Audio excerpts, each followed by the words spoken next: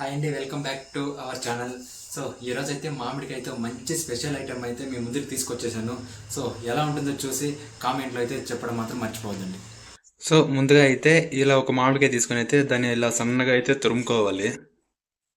తురుముకున్న తర్వాత దీని అయితే కొద్దిగా సైడ్ పెట్టేసి, సో ఇప్పుడు దానికి కావాల్సిన పదార్థాలు సన్నగా కట్ చేసిన ఎర్రగడ్డలు, దాంతోపాటు కొద్దిగా మిరపకాయలు. సో మీకు అవైలబుల్లో ఉంటే మీకు కావాలంటే పచ్చిమిరకాయలు కూడా వేసుకోవచ్చు. దాంతోపాటు అయితే శనగబేల కొద్దిగా, ఇంకా ఉద్దిబేల కొద్దిగా, దాంతోపాటు ఆయిల్లో వేసుకోవడానికి ఆవాలు, దాంతోపాటు కొద్దిగా పసుపు, కొద్దిగా సాల్ట్, ముందుగా చేసి ఆరబెట్టుకున్న వైట్ రైస్. ఒక బాండ్లీ పెట్టుకొనేసి అయితే దాంతో లైట్గా ఆయిల్ వేసుకొని ఇక ఆవాలు వేసుకోవాలి. తర్వాత అయితే ఉద్దిబేలు వేసుకోవాలి. దాంతోపాటు అట్లే శనగబేలు కూడా వేసుకునేయాలి.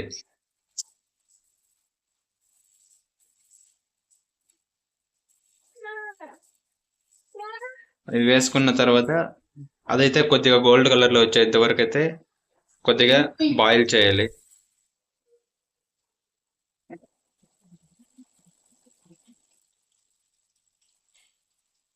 సో కొద్దిగా బాయిల్ అయిన తర్వాత ఎండుమిరపకాయలు వేసుకోవాలి.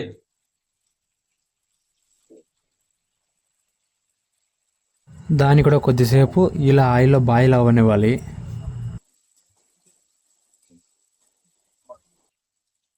సో అది కొద్దిగా కలర్ వచ్చిన తర్వాత అయితే ఎర్రగడ్డలు వేసుకోవాలి.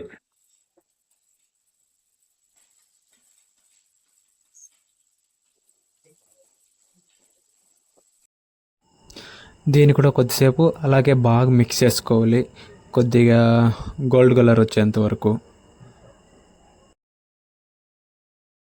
అలా బాగా బాయిల్ అయిన తర్వాత అయితే వచ్చింది.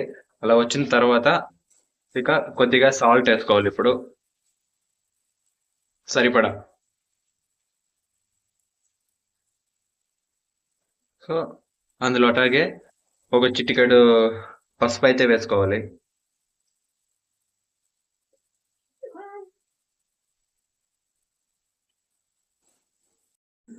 వేసుకొని ఇలా అయితే బాగా మిక్స్ చేసుకోవాలి.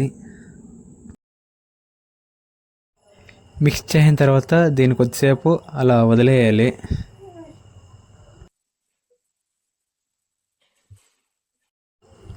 సో ఇప్పుడు ముందుగా సన్నగా తురిమి పెట్టుకున్న మామిడికాయలో ఉన్న వాటర్ అయితే ఇలా తీసేయాలి.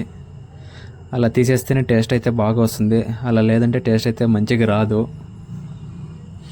అలా వాటర్ అన్నీ తీసేసిన తర్వాత ఆ మామిడికాయని కూడా ఇందులో వేసుకునేయాలి. వేసుకున్న తర్వాత ఇలా బాగా మిక్స్ చేసుకోవాలి.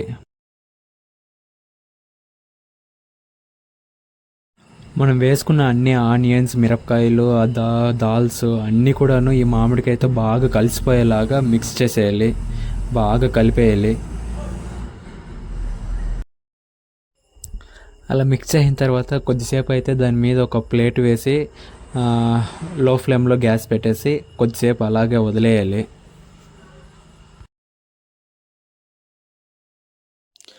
సో ఇప్పుడు మనకు కావాల్సిన రెసిపీ అయితే రెడీ అయిపోయింది. చూడండి ఎంత సాఫ్ట్గా, ఎంత నీట్గా అయితే వచ్చింది. చూడగానే నోరు ఊరిపోతుంది కదా. దాన్ని తీసుకొచ్చి అలా పెట్టుకొనేసి మనం ముందుగా చల్లారి పెట్టుకున్న వైట్ రైస్తో దాని మీద వేసి బాగా మిక్స్ చేసుకోవాలి. మ్యాక్సిమం మిక్స్ చేసేది చేత్తోనే చేసుకోండి, ఎందుకంటే చేత్తో మిక్స్ చేయడం వల్ల వైట్ రైస్కి అయితే ఆ రెసిపీ అయితే బాగా దట్టుతుంది.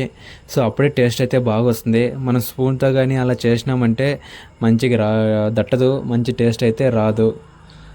చూడండి ఆల్మోస్ట్ అయితే రెడీ అయిపోయింది. చూడండి చూడగానే నాకు తెలిసి నోరు ఊరిపోతుంది, సూపర్ ఉంటుంది. సో మీరు కూడా ట్రై చేయండి. మ్యాక్సిమము సూపర్ అయితే సూపర్గా ఉంటుందండి, చాలా బాగుంటుంది.